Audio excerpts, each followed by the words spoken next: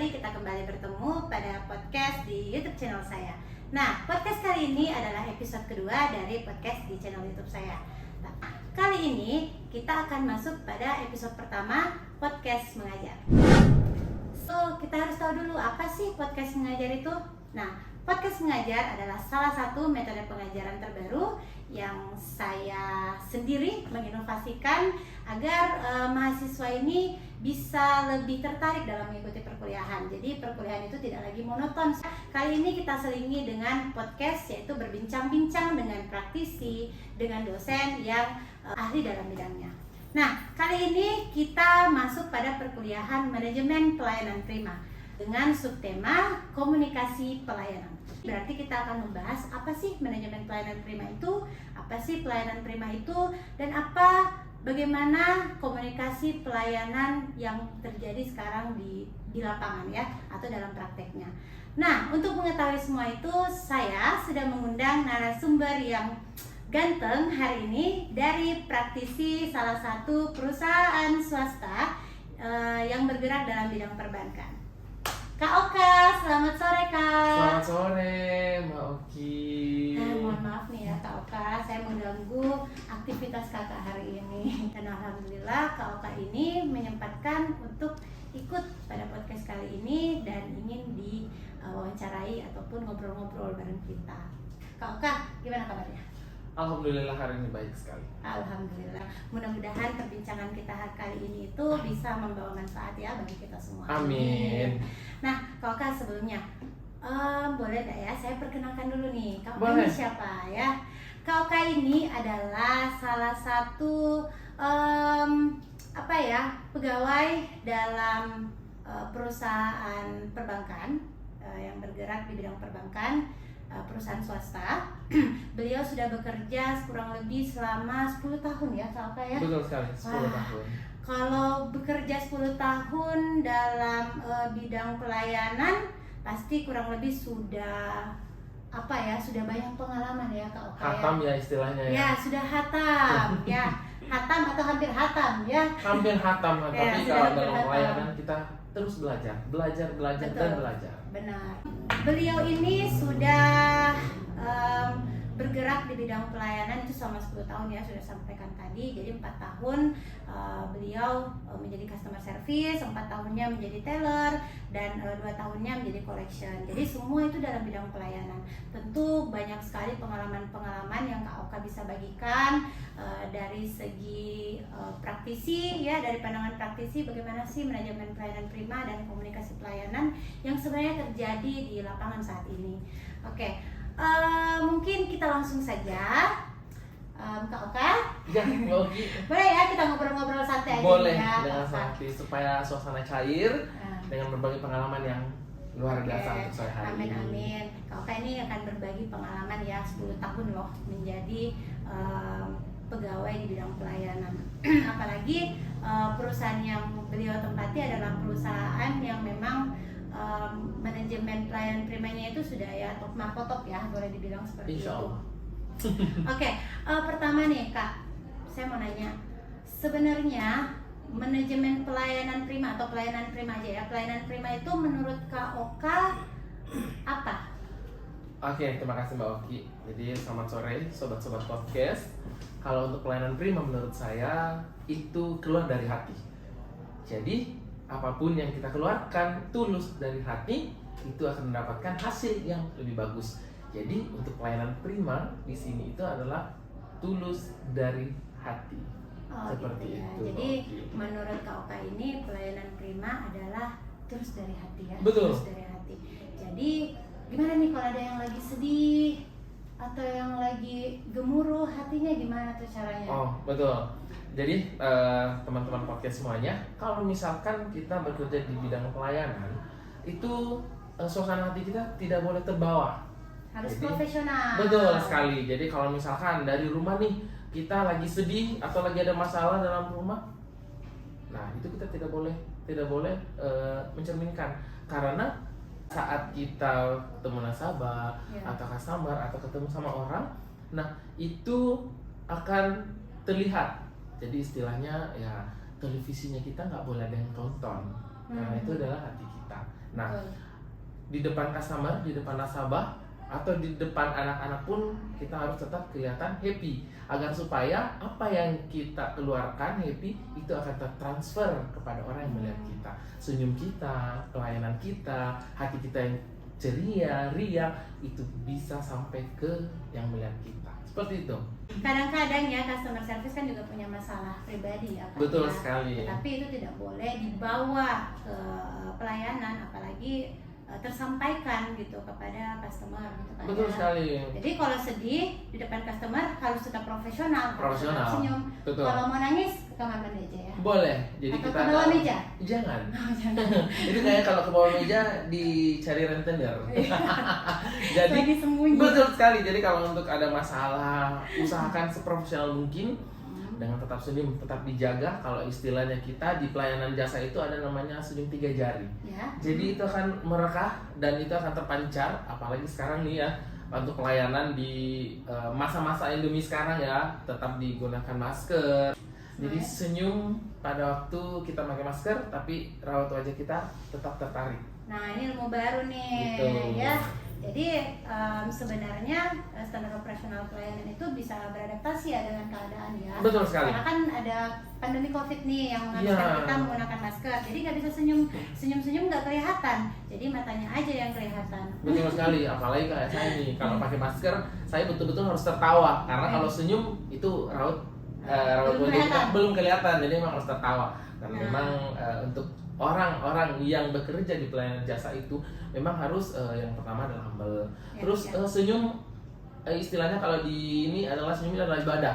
Mhm. Dan itu sangat menurut saya sangat penting. Ya. Karena tanpa senyum pagi-pagi ya istilahnya kalau dari teman-teman semuanya yang bekerja di bidang jasa itu ya otomatis pagi senyum, bangun tidur senyum, ketemu sama orang senyum, insya Allah senyum bisa membawa kita menjadi panjang umur.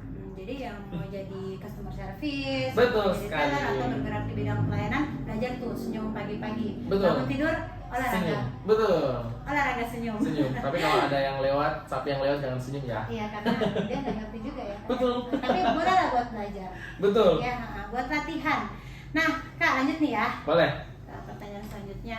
Nah, Kakak sebagai leader ini gimana caranya agar pelayanan prima ini bisa tercipta di dalam proses pelayanan yang ada di perusahaan Kakak? Baik, kalau untuk yang itu pertanyaannya sangat mudah sekali. Yang pertama adalah bagaimana cara kita melakukan yang terbaik dulu untuk diri kita. Bagaimana cara pelayanan kita, bagaimana cara berpelayanan kita, ketemu sama orang itu dari diri kita dulu. Nah, bagaimana cara kita mengadaptasikan ke rekan kerja, ke tempat kerja, atau ke nasabah dari kita dulu. Saya menganggap Senin itu besok weekend, Selasa besok weekend, jadi saya akan tetap semangat. Semangat di Jumat saya pindahkan ke semangat hari Senin. Itu jadi dari diri kita dulu. Harus dijadikan hobi. Betul. Jadi hati itu harus bersih dulu sebenarnya kalau jadi customer service. Kebiasaan juga. Nah, jadi pernah saya sampaikan kepada mahasiswa bahwa kalau mau cari pacar yang sabar, coba cari customer service atau seller atau yang bergerak di bidang pelayanan, bener nggak Kak? Betul. Pasti bisa mengontrol emosi. Betul sekali. Iya, Karena betul sekali. sehebat-hebat guncangan di depan kita, Nah, kita tidak akan pernah goyah dengan emosional. Ya. Kita tetap menjaga senyum kita tetap menjaga penampilan kita, gestur kita yang Nah. memang betul-betul humble. Dan apalagi nih kalau misalkan berjalan terus ada yang komplain, nah itu baru Pukul- saya mau tanyakan Kak. pukul meja, Ya. komplain, ada istilahnya kalau kita di pelayanan jasa apalagi yang bergerak di bidang perbankan, ada biasanya nasabah tarik tunai, dana tidak keluar di ATM tapi saldonya terpotong. Ya. Itu yang membuat nasabah-nasabah jadi murka. Ya. Nah, bagaimana cara kita menghadapi seperti itu? Yang pertama, kita harus mendengarkan keluhan nasabah itu. Otomatis sebagai customer service itu kita harus menerima dia, mendengarkan keluhan dia, terus kita memberikan solusi. Yang pertama adalah memberikan pada saat nasabah atau customer yang datang. Nah, bagaimana cara kita nih untuk terima dia agar supaya pada saat dia keluar dari bank kita, dia mendapatkan solusi. Dan emosi yang dia tadinya bawa yang 100, dia keluar dari tempat kita itu jadi 30%. Dan pelayanan yang cepat yang utama itu otomatis gestur kita, cara kita menyampaikan itu harus dijaga. Ya, benar. Jadi sebenarnya kualitas pelayanan prima itu bisa dinilai juga dari kepuasan pelanggan ya. Betul. Jadi kalau mau menilai sebuah perusahaan itu adalah perusahaan yang berhasil dalam memanage manajemen pelayanan primanya, yaitu lihat customernya merasa puas dengan pelayanan mereka atau tidak. Kalau mereka merasa tidak puas, berarti bisa jadi pelayanan pada perusahaan tersebut perlu dioptimalkan ya Kak ya. Betul sekali. Nah, kalau di perusahaan Kakak sendiri, apa ada standar operasional prosedur sendiri dalam bidang pelayanan atau gimana nih Kak? Kalau untuk di perusahaan saya, otomatis semuanya yang di bidang jasa itu pasti otomatis ada standar pelayanan. Ya. Ada yang diatur, mulai dari cara berpakaian, cara menyambut nasabah, cara menghandle komplain yang terjadi pada saat itu, cara menerima nasabah, cara pada saat nasabah atau customer kita meninggalkan tempat kita, itu ada standarnya. Jadi otomatis yang pertama itu adalah menyambut dia dengan keramahan. Terus istilahnya adalah kalau di perusahaan saya itu adalah eye contact. Jadi kita harus tetap melihat nasabah itu dengan ada aturan-aturan. Jadi tidak yang langsung istilahnya kalau itu tuh defense ya. Nggak boleh. Jadi terima dulu, walaupun memang istilahnya adalah customer adalah raja kita. Benar. Jadi di dalam teori pelayanan prima juga tuh kan sebenarnya ada keluhan pelanggan yang tidak masuk akal seperti itu ya. Betul. Bisa dikatakan seperti itu, tapi tidak boleh langsung di defense. Nggak boleh langsung ditolak gitu ya iya. Kak ya. Jadi kalau dia marah, kita maaf aja. Maaf aja. Jadi istilahnya kalau di pelayanan jasa itu adalah stok maaf yang harus sebanyak mungkin. Jadi stok maaf hari ini ada 100, usahakan besok terisi lagi itu 100. Jadi maaf ya, silakan mohon maaf Ibu atas ketidaknyamanannya. Mohon maaf atas ketidakkepuasannya Ibu, mohon maaf atas keterlambatannya kami. Jadi mohon maaf itu adalah bekal kita untuk bisa meredam kalau misalkan customer. Karena di jasa itu pasti kita akan ketemu dengan orang-orang yang komplain, marah dengan kita, kecewa dengan kita, itu wajar. Tapi kita diajarkan bagaimana caranya kita bisa menghandle itu semua. Seperti itu. Jadi kalau menurut saya Kak Oka, mungkin kita bisa menempatkan diri kita ke customer gitu ya. Betul jadi sekali. gimana sih perasaan kita kalau jadi dia? Betul. Gitu ya. Bagaimana perasaan kita kalau kita merasakan hal yang seperti customer rasakan. Betul. Jadi kita harus ada empati gitu ya. Baru sama bilang. Jadi istilahnya di kita itu adalah empati. Kita bisa merasakan yang dirasakan customer, marahnya, emosinya, kita bisa. Tapi istilahnya teman-teman ya, jangan nasabah menangis kita ikut menangis. Jadi jangan. Jadi bukan seperti itu. Jadi kita empati, kita lihat masalahnya seperti apa, kita ngobrol bareng sama dia, kita duduk, kita selesaikan sama-sama. Karena semua masalah istilahnya di kami, kalau di pelayanan jasa, semua masalah bisa diselesaikan. Yang jadi masalahnya adalah bagaimana cara kita menyelesaikan masalah itu.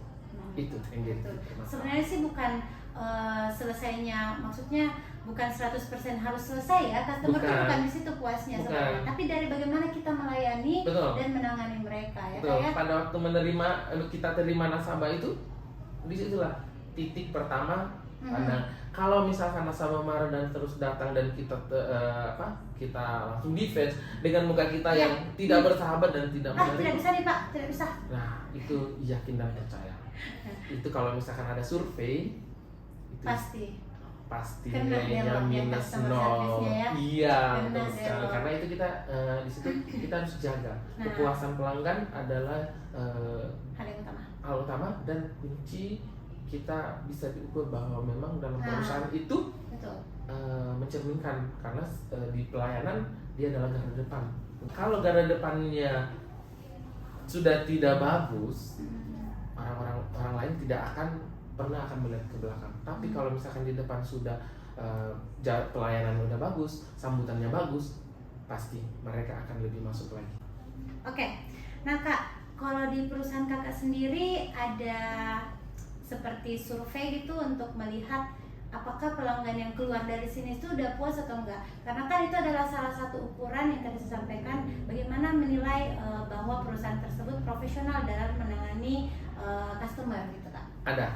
Di semua perusahaan yang bergerak di bidang jasa, yang sekarang saya geluti juga, itu otomatis itu setiap 6 bulan ada survei, ada link yang otomatis akan masuk ke customer dan mengisi link. Yang pertama adalah dia akan melihat kecepatan kita melayani, kebersihan kantor, cara menyambut kita, cara menangani masalah.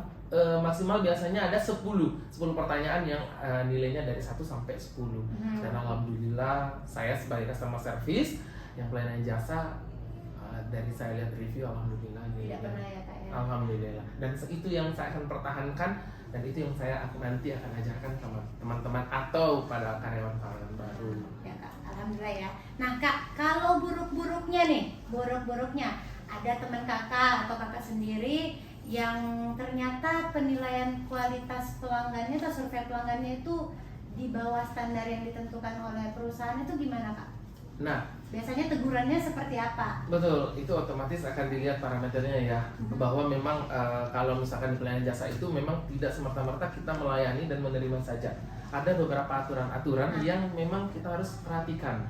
Kalau misalkan buruk-buruknya nih, ada teman kita yang nilainya buruk, nah itu dilihat lagi apa yang menjadi titik permasalahannya. Karena biasanya cara menangani masalah, terus nasabah, karena kan nasabah itu dia datang pada saat emosi, itu pasti orang-orang akan memberikan nilai kita tidak bagus. Benar. Nah, ada beberapa kalau perusahaan itu tidak melihat semerta-merta, tapi melihat dari kejadiannya. Apa sih di awal permasalahan itu seperti apa? Apakah kita sudah melakukan? Karena istilahnya kalau pelayanan jasa itu kita akan melakukan semaksimal mungkin, tapi biasanya hasilnya tidak maksimal. Tapi bagaimana kita mengambil terus dalam hati yang memang tulus ikhlas, pasti hasilnya akan maksimal.